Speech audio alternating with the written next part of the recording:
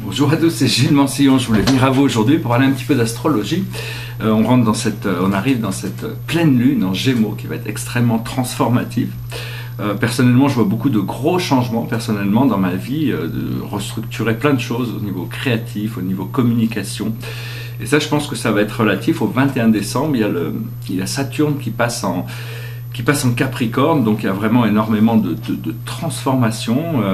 Et actuellement, il y a Jupiter en Scorpion qui fait que vraiment ces transformations sont énormes, l'énormité de la transformation. L'avantage c'est que Jupiter en Scorpion va former toute l'année un triangle, c'est une relation harmonieuse avec Neptune qui était quand même, Neptune étant celui qui dissout les choses.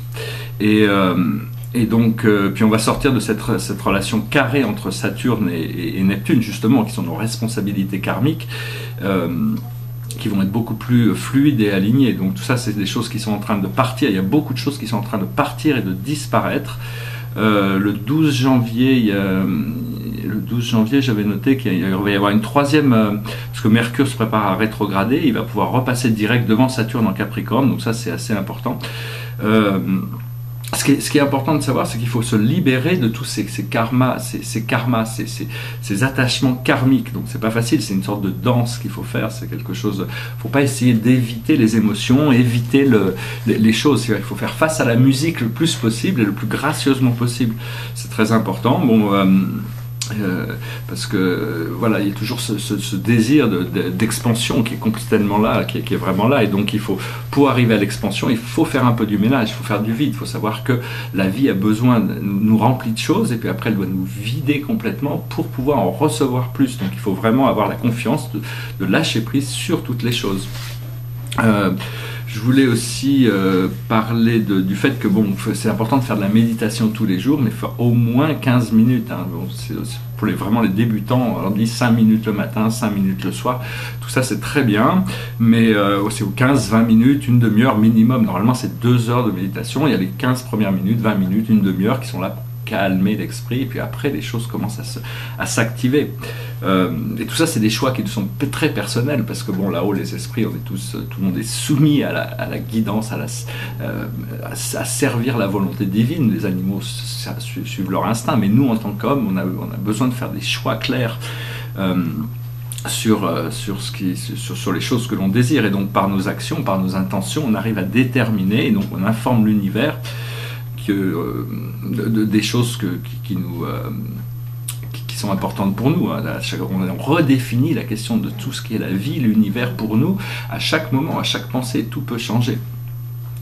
Donc voilà, je voulais dire aussi que on est en train de s'avancer vers un âge de plus mature en tant que dans la spiritualité, mais aussi dans l'organisation. Ce Saturne en Capricorne va nous amener toutes sortes de structures, de nous montrer cette maturité. Il faut accepter le niveau où on en est, vraiment, parce que c'est à partir de là, peu importe, on a l'acceptation de notre niveau, on peut toujours se tourner vers la lumière au-dessus, ou se tourner vers la lumière intérieure, et c'est à partir de là, on reçoit une guidance qui nous permet d'avancer, quelle que soit la situation. La guidance, c'est quelque chose c'est la sagesse dans le moment présent.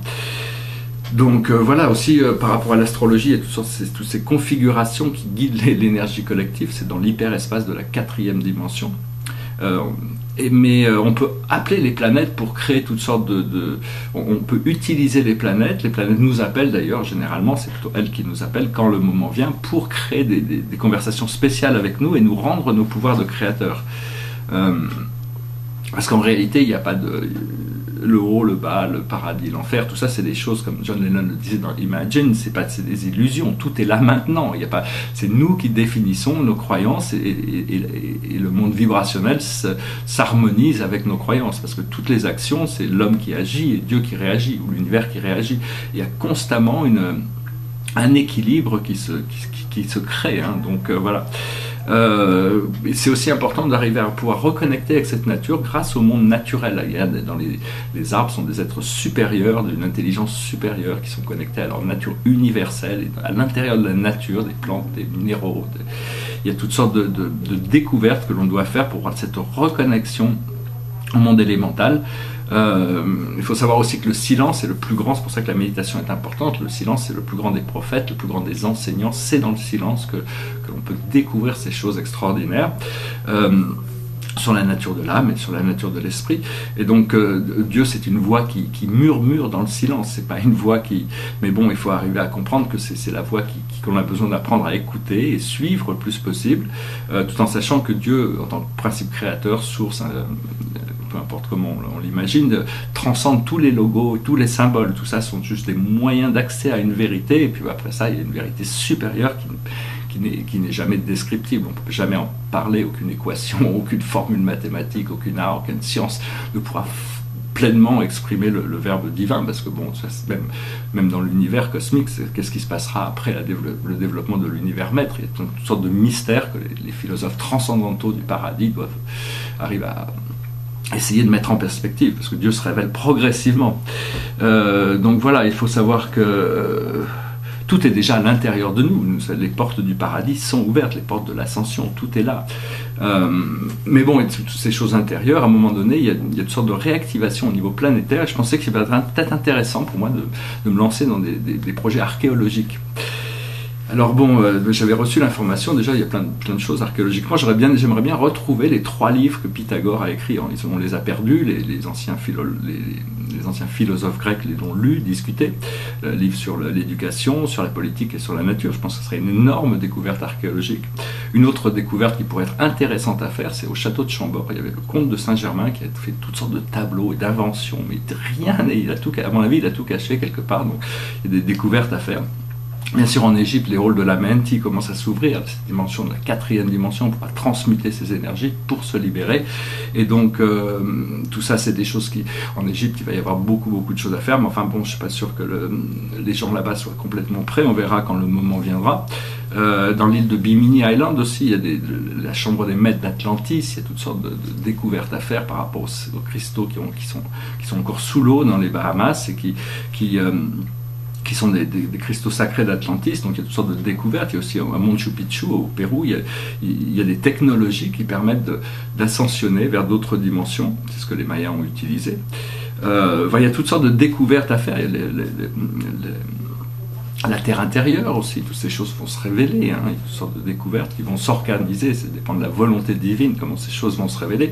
Il y a aussi les 6 chambres des Wingmakers, qui sont des êtres du 21e siècle, qui sont revenus dans le passé pour nous aider avec notre transition. Une de ces capsules temporelles a été révélée, mais les 6 autres sont finies, hein, elles n'ont pas été révélées, découvertes, il faut attendre que le moment viendra. Il y a toutes sortes de grandes découvertes archéologiques, tout comme les cristaux sacrés d'Atlantis. Donc tout ça, ça peut être intéressant de s'employer à partir dans la jungle pour faire des découvertes et reconnecter avec toutes sortes d'énergies anciennes qui pourraient être bénéfiques pour la planète et pour nous-mêmes en même temps. Personnellement, je travaille avec toujours mon maître guide. J'ai plusieurs maîtres guides. On a tous un maître guide. Le maître guide, c'est le maître de sagesse, celui qui nous guide sur notre voie spirituelle. Personnellement, c'est mon maître guide principal, s'appelle Cornelius de Chiron. Mais bon, actuellement, je travaille beaucoup avec Thoth, le maître de sagesse atlantien, avec Orlet, son maître, à travers la lumière de Santal, qui est une lumière merveilleuse. Mais je travaille aussi avec toutes les entités grecques, Zeus, Métis, Athéna, toutes sortes d'entités qui travaillent avec moi à travers l'astrologie, ce qui ne m'empêche pas de connecter avec ma nature christique, bouddhiste, du Bouddha, du Samadhi, de l'éveil. Et j'ai tous mes guides et les anges et les archanges et les esprits qui m'aident aussi. Et puis il y a des dimensions des pères au-dessus. C'est une dimension qui n'est pas très connue. C'est la dimension là où les dieux vivent, hein, les êtres qui ont été déifiés, qui sont égales de Dieu, qui remplissent la fonction de Dieu. Il y en a beaucoup, mais ils ont des idées très différentes sur la vie. Et donc des fois il faut les prendre un par un parce qu'ils n'ont pas toujours les mêmes idées. Des fois ils rentrent en conflit les uns avec les autres. Mais enfin en réalité il y a une unification qui se passe. Ce plan de l'infini qui est tout en haut des plans supérieur est en train d'évoluer. C'est un des plans qui avait le moins évolué dans l'univers des univers, parce que bon, il n'y a pas besoin d'évoluer, une fois qu'on est Dieu, on est Dieu. Et donc, enfin bon, il y a toutes sortes de reconnexions conscientes qui se font avec toutes ces dimensions, c'est-à-dire que tout est en train de revenir en fusion. Voilà, j'espère que ce message aura été intéressant pour vous, je ne voulais pas trop m'expandre sur des choses complexes.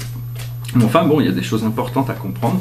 Derrière moi, c'est un tableau sur mon astrologie personnelle. Je pensais continuer à discuter un petit peu pour l'astrologie dans des vidéos futures, pour discuter des maisons, des signes, tout se connecter à tout le zodiaque, à tout ça, c'est l'hyperespace de la 4e dimension, les dimensions gamma, super gamma, epsilon, qui sont les dimensions supérieures de conscience. Pour le moment, on travaille à bêta, on essaye de rentrer en alpha et en état de relaxation interne qui nous permet de recevoir et puis commencer à élever notre conscience dans des dimensions supérieures pour arriver à percevoir la vie à travers un filtre supérieur, disons plus unifié.